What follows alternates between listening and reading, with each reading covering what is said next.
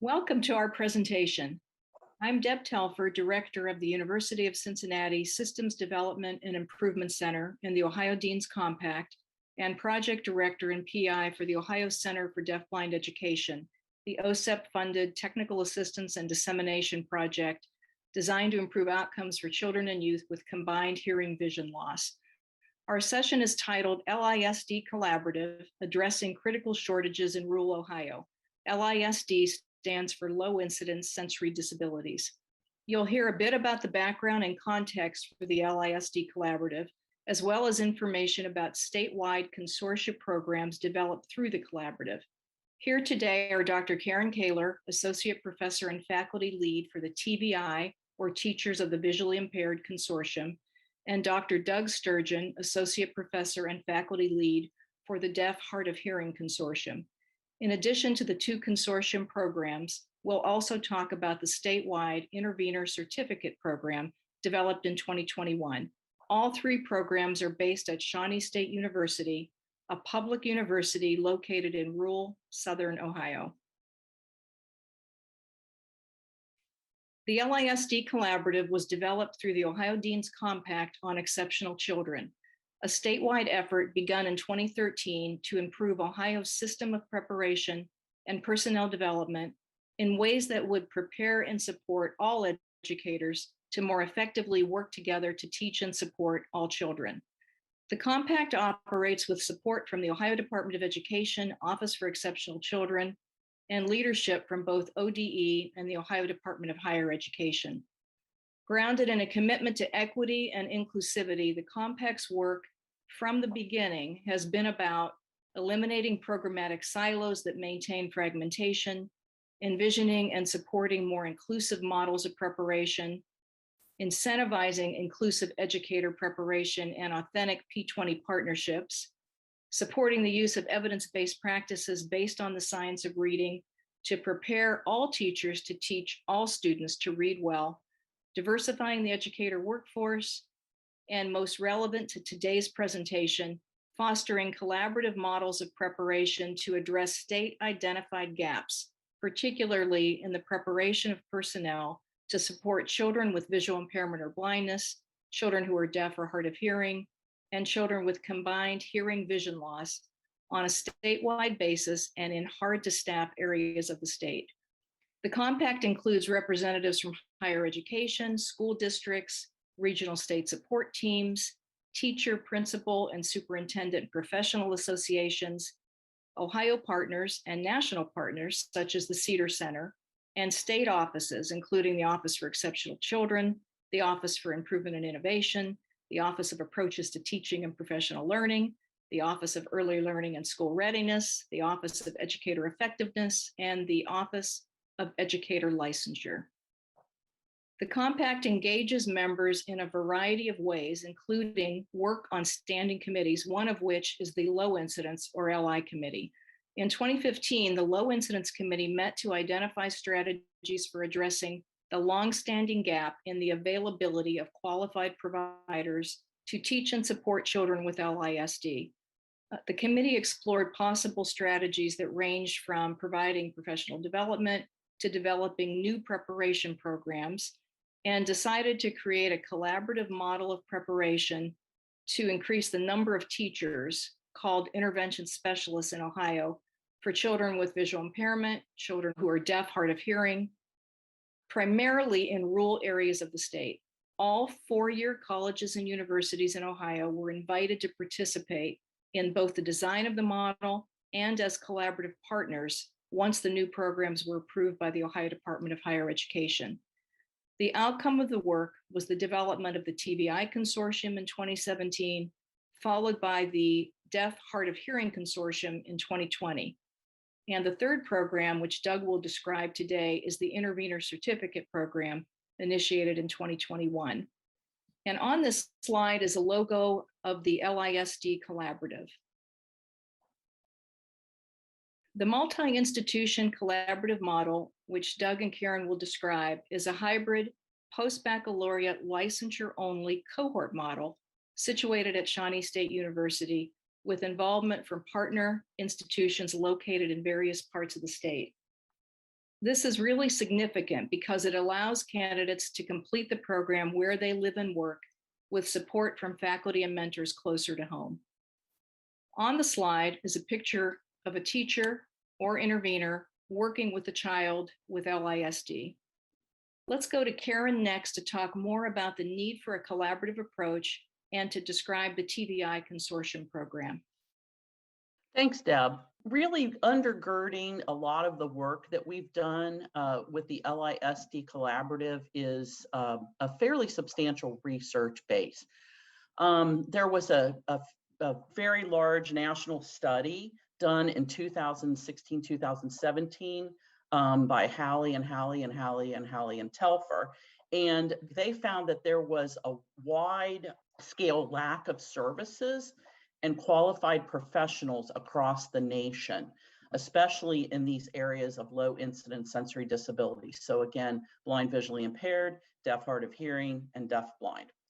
Also, we know that these students in the low incidence sensory disabilities areas require very unique specialized instruction due to the nature of their disability. And that's been well founded across the years, but specifically in a study by Sturgeon and Huebner in 2017. Additionally, in that 2017 study, Sturgeon and Huebner found that 90% of children they're educated in the general education setting, but they require specialized services and they have specialized needs. And that presents some pretty unique challenges for those students in rural areas.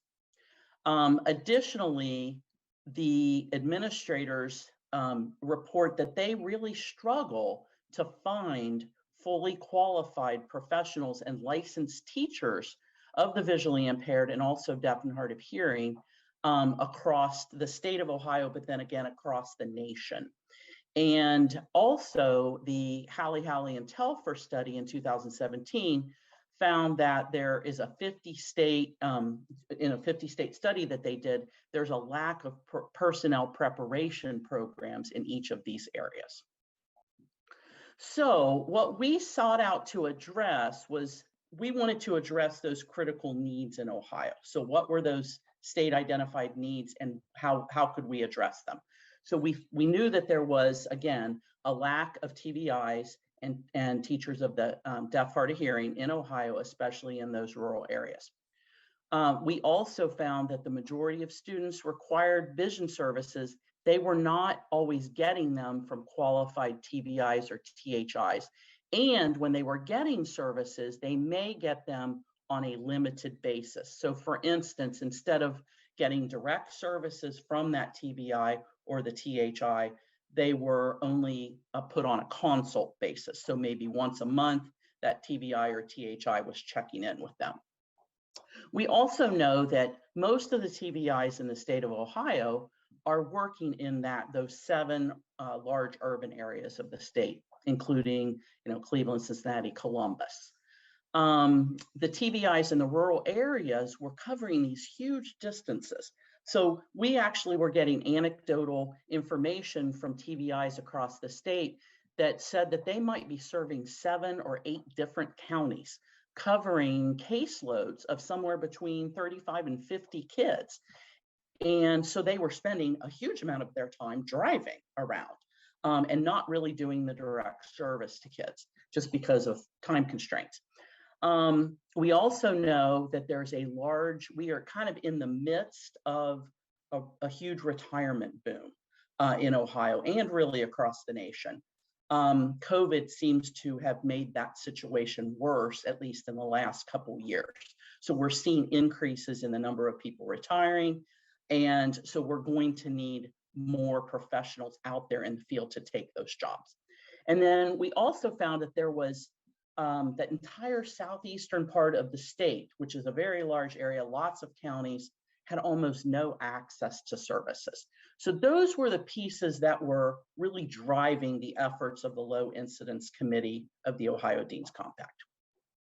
So we embarked in 2017, as Deb mentioned, on creating the TVI Consortium program. And it is a 14-month program. It starts in the summer, it ends in the summer. It's a total of 8 courses, quite a variety of courses in the expanded core curriculum, Braille reading and writing, instructional practices, students with visual impairments and multiple disabilities, deafblindness, etc. It is 22 hours of graduate level coursework. It is online primarily, some synchronous, some asynchronous sessions.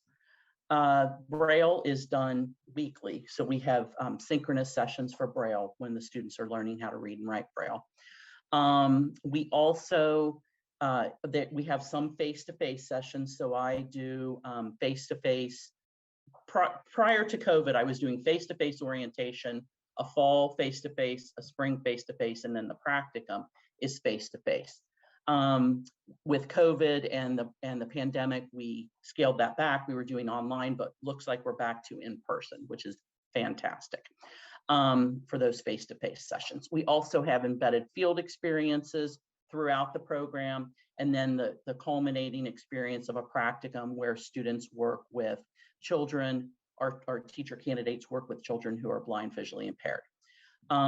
They also are required, all of the TVIs that go through the program are required to sign a service agreement stating that they will obtain their license as a TVI and they will stay in the state of Ohio for at least 3 years serving kids in Ohio. So that gets us to the point where we can better meet those critical statewide needs.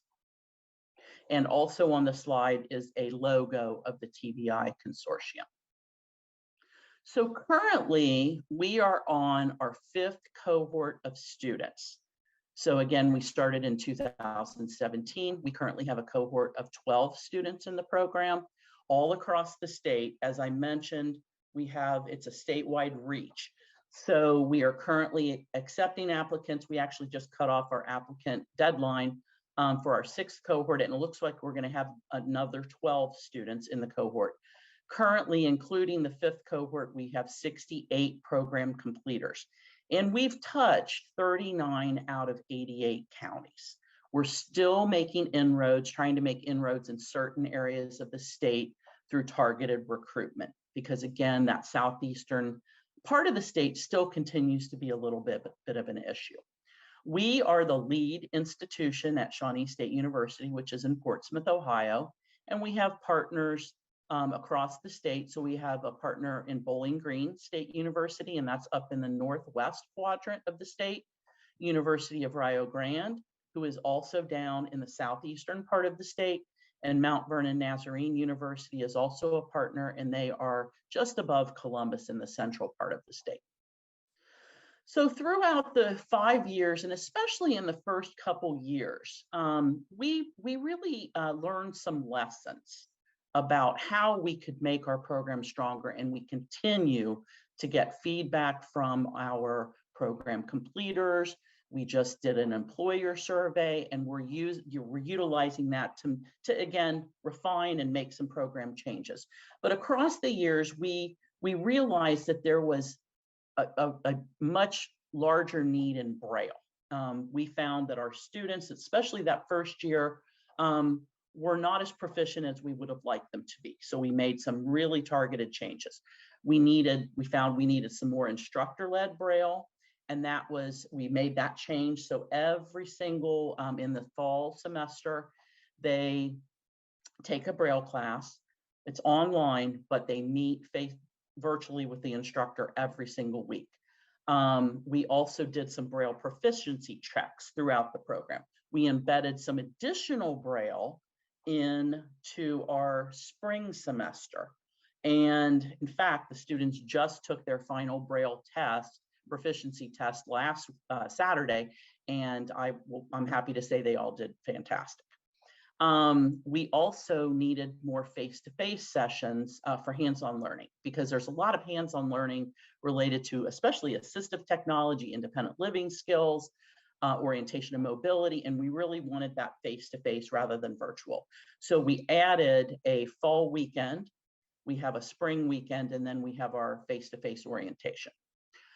they needed more time with the mentor to complete mentor activities. So we ramped that up after year 1. And then we also started off with a 12-month program, and we increased that to a 14-month program, which we currently have now. And we have no more than 2 courses per semester, which I think was very important for that balance of work, because all of our students are working professionals. So we want to make sure they have enough balance. And then we needed, again, some more targeted recruitment in the state to try to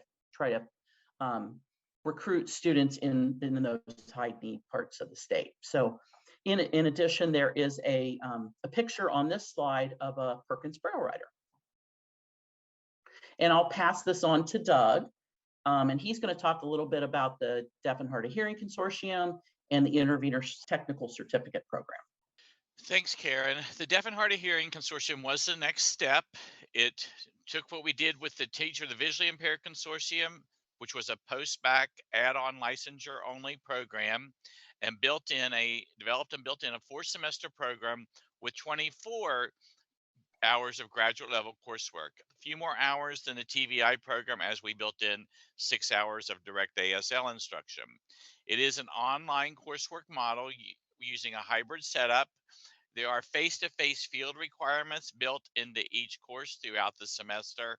And as with the TVI program, there is a service agreement that completers will spend 3 of their next 5 years providing IEP services, deaf and hard of hearing services, to a child or children who are identified as deaf, hard of hearing, or deaf blind.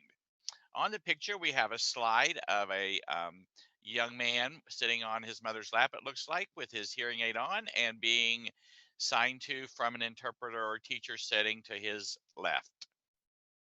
Deaf and Hard of Hearing Consortium has 3 key partners: Bowling Green State University. Bowling Green is responsible for teaching 9 of the semester hours of coursework, including the 6 semester hours of ASL. The Ohio State University, which teaches the 3 semester hour literacy course, and the University of Rio Grande, who helps with recruiting students in the southern part of Appalachian, Ohio. Our cohort completers with cohort 1, we had 14 people finish and get licensed. Cohort 2 will be finishing up this summer. There are 9 enrolled in that and are on track to finish this summer. Then cohort 3 just started their coursework in the past 2 weeks, and there are 14 new students enrolled in that who will complete in the summer of 2023. And in this picture, we do have a teacher or an interpreter demonstrate correct finger placement and hand placement in a new sign to a little girl. So after step 1 with the TVI program and step 2 with the TOD program, the discussion came up about developing an intervener certificate program. And the intervener certificate program was designed to train support personnel, aides, paraprofessionals, etc., to work with children with dual sensory impairments. The program was aligned with the CEC standards. It is a little bit different format in that it is 4 semester hours of coursework. Students are admitted in July and begin in the fall.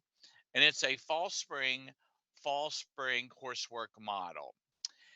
It is 24 credit hours of 30 credit hours of coursework, just spread over the 2 years.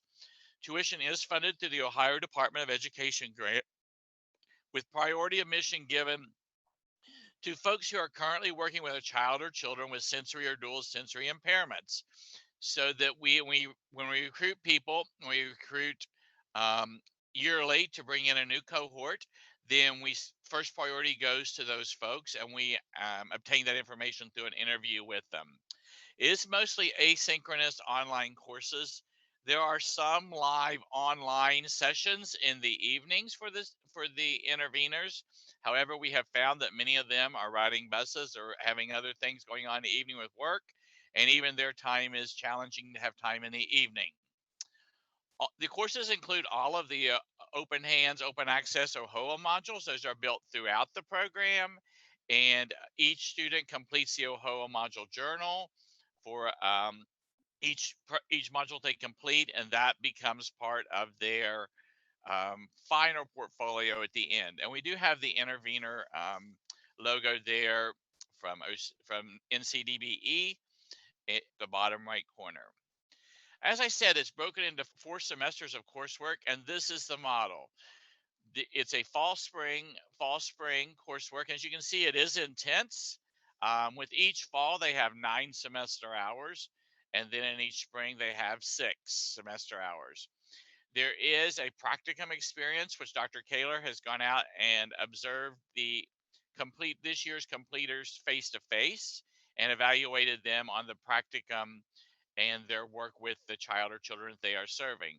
There is also a summary portfolio at the end that is designed to be a professional resource for them, in which they organize their projects, their journals, their fields, their and key other handouts and information they have gained into a usable electronic document. And that is sent to Karen and I to evaluate. And they also keep a copy as well, so that they can adjust, add, delete to their resource portfolio as they move along. The program is designed that there is a needs and supports and an orientation course for visual impairment, hearing impairment, and dual sensory impairment. So there is 6 targeted semester hours of coursework in the VI area, in the deaf and hard of hearing area, and in the dual sensory deaf blind area. Additionally, there is a tech support for children with sensory impairments course built in that is designed not necessarily to teach the intervener how to choose the correct technology, but how to work with, make minor repairs, minor adjustments, and ensure that the technology is working for the child. Ohio is a big state with 88 counties, and it's a very diverse state, from the Great Lakes, bordering the Great Lakes, to bordering the Ohio River, from bordering Pennsylvania to bordering Indiana. It's a huge state to recruit from, and we target recruitment all the time. I feel that Dr. Koehler and I, anytime we're out somewhere in Ohio at a meeting, joining a Zoom meeting, talking to people, we are recruiting and promoting our programs. And both of us recruit for all 3 programs, just to make sure that we get as broad a reach across Ohio as we can. For the intervener, priority admission is for current parapros, and those parapros are prepared to support students with deaf blindness regardless of disability level. As with all programs, there are key assessments, and the key assessments for this program are loaded into the final semester, and that is their practicum evaluation, which Dr. Koehler undertakes, and their final portfolio review, which is submitted electronically. And those 2 are the key assessments that we gather data on. So the program pathway, currently the intervener certificate only, folks can get that with 30 semester hours. And as we said, those 30 semester hours of coursework are funded through the Office of Exceptional Children. So and all materials are funded. So they have no financial outlay for undertaking the certificate coursework.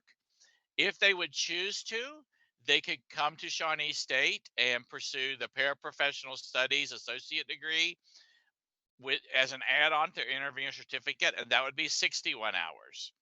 If they would choose to go on to become an intervention specialist is the term used to describe teachers of special education in Ohio, then they go on to pursue a bachelor's degree if they would choose to do that in intervention specialist mild moderate area. So that there is a pathway there, but only the first 30 semester hours are covered by Office of Exceptional Children funds. We have been attempting to develop College Credit Plus Connections, CCP. CCP is basically where high school students can take coursework at a university at no cost and receive college credit for that. And they can start as young as 8th or 9th grade. And of course, they can take coursework all the way through. And we have been attempting to pull in students who would be interested in working with children with sensory impairments in high school have expressed that interest into this coursework so that hopefully they would follow the model through. Our goal would be that someone could graduate high school with the intervener certificate in hand when they would leave, and then choose to, one, go to work in an intervener role, or two, choose to pursue additional coursework and college degrees. So we are hoping to get that in place on a broader level in the coming months. So we are currently getting ready to have our first cohort finish, our first statewide cohort. They're getting ready to finish up. That's exciting because they will get their certificate and will have been quite a great group of people. Statewide cohort number 2 would finish up next year. And then we have also getting ready to admit a targeted cohort from the state schools, Ohio State School for the Blind and Ohio School for the Deaf. We're going to have 10 interveners enter our program in the fall to pursue the coursework, and funding is provided for that so that they will hopefully all finish up, get the certificate, and be able to support children with sensory impairments and dual sensory impairments at the state schools. Starting this fall, we're going to have 27 students enrolled, all of them working, various levels of experience and distribution across Ohio. We do, Karen and I look at maps often of who is in our program, and we do realize that although this is a fairly young program, there are definite areas of the state where we need to pull people and identify people and pull them into our programs, and we're going to work on that as we broaden our scope. And part of our effort with the intervener is also educating what an intervener means, because we have both heard of people thinking it was more of a Title I reading position instead of a support personnel. So there's an element of teaching exactly what an intervener is and what their role is within this as part of our effort to recruit folks. I'm going to turn it over to Deb, who's going to finish up. Thanks, Doug. Thank you for joining the presentation today. If you have questions or if you want additional information about the compact or the preparation programs developed as part of the LISD collaborative, please reach out to Karen, Doug, or me at any time, and our contact information is shown on the last slide. Thank you again.